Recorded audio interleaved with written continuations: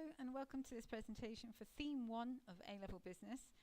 This one is on 1.5.3 Business Objectives. So what do you need to be able to do by the end of this PowerPoint? Well, first you need to be able to differentiate between mission, aims and objectives. Second, you need to be able to give examples of a range of business objectives and explain why businesses might pursue them. And third, you need to explain the benefits of setting and communicating clear business objectives. Lots of students choose to study A-Level Business because one day they want to run their own business.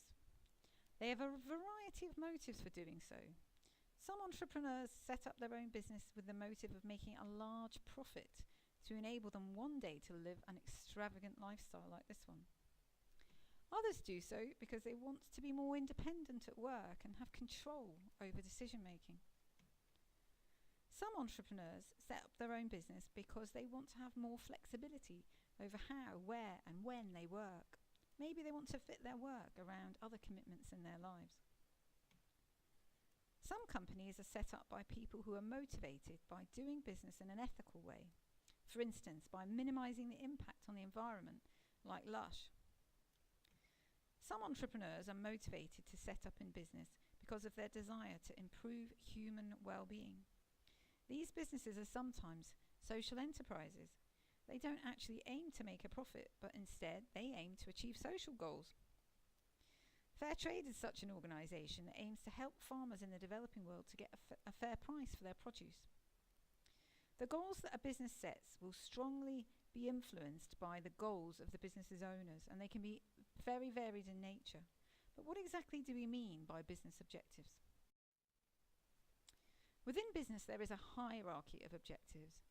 At the top of the hierarchy is the business's mission. This is the overall purpose of the business. For instance, John Lewis's mission is to achieve the happiness of all our members through their worthwhile, satisfying employment in a successful business. So you can see it's a kind of very overarching statement about their purpose. Okay, let's move down the hierarchy and talk about aims. Aims are quite a general statement about what the business hopes to achieve in the long term. Examples could be to expand the business maybe into China or Asia, maybe to become the market leader in the southeast of England in the longer term. Perhaps to expand the product range in a certain way, but these are quite long-term, quite general statements. Okay, and down the business objective hierarchy to objectives. So objectives are quantifiable targets that are to be achieved within a given time frame, usually the medium term, so maybe 2 to 5 years. And by quantifiable, we mean they can be expressed numerically. For instance, to increase sales by 12% within 2 years would be a quantifiable business objective.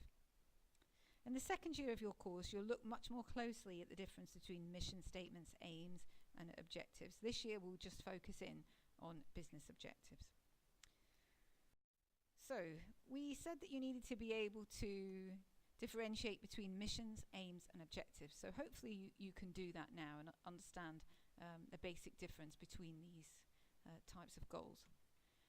Our second objective is to be able to give examples of a range of business objectives and explain why businesses might pursue them. And we'll come to that one in a moment. So let's take a look at examples of business objectives. I'm sure you think that for many businesses, their overarching objective is likely to be profit maximization. But many small business owners tend not to focus on the objective of profit maximization. They often have an objective of profit satisficing. They need to make just enough money to satisfy their own needs. They don't need to make the most that they possibly can. But other types of businesses will set the objective of profit maximization. They aim to make as much profit as they possibly can. This is often a high priority in businesses that are owned by institutional shareholders such as insurance companies or pension funds. These institutions often prioritize short-term profits, and if they don't receive them, they might actually sell their shares, driving down the share price and potentially putting the business at risk of takeover.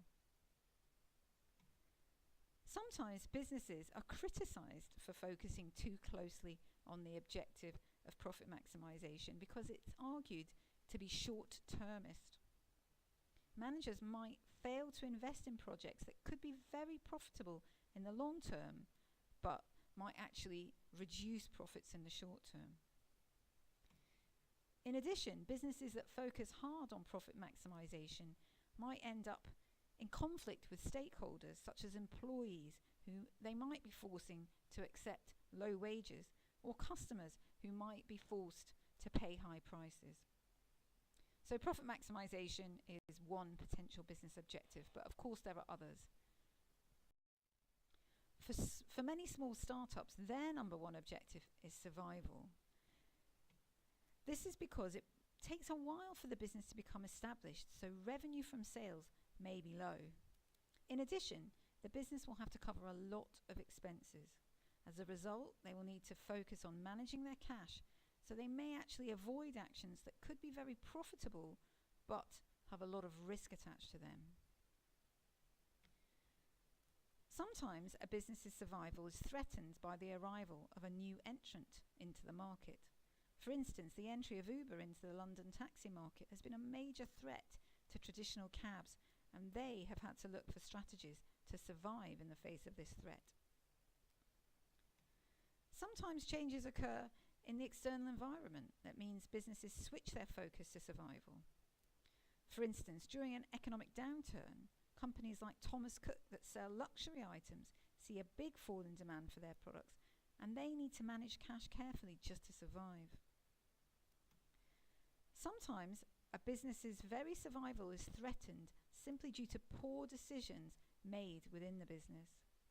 BHS was forced to focus on survival as an objective in response to very bad decisions made by its senior managers, and unfortunately they failed to achieve the objective and the business was forced to close. Some businesses would set profit maximization as an aim to be achieved in the long term, but in the medium term they would be pursuing other goals in support of that overall aim.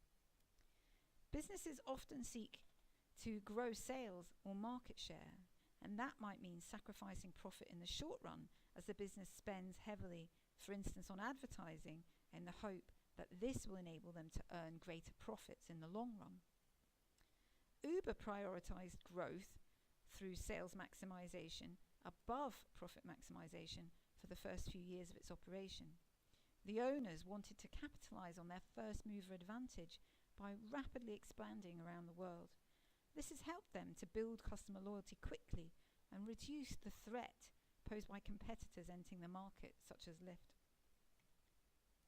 Other businesses, such as Lidl, focus hard on minimizing costs. This can enable them to cut prices if they need to in order to compete, but also could allow them to increase profit margins if they choose to keep prices unchanged, even though they've reduced their costs. Businesses may choose to pursue a range of other objectives, such as improving employee welfare, perhaps by improving terms and conditions of employment.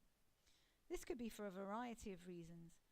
For instance, because they believe that a well-motivated workforce will increase productivity, or because, as is the case with Jaguar Land Rover here, the business actually needs to be careful about retaining employees, keeping employees who've got valuable skills that the business really needs to maintain its competitive edge.